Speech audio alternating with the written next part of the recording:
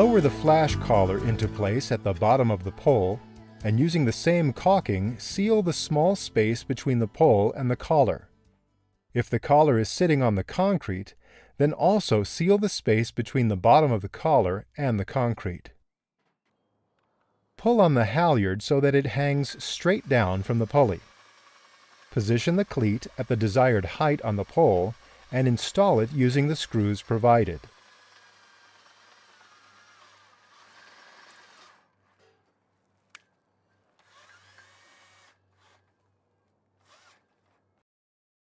Tie the halyard around the cleat to secure it. Raise your flag only after the concrete has had at least 24 hours to cure or it is completely dry.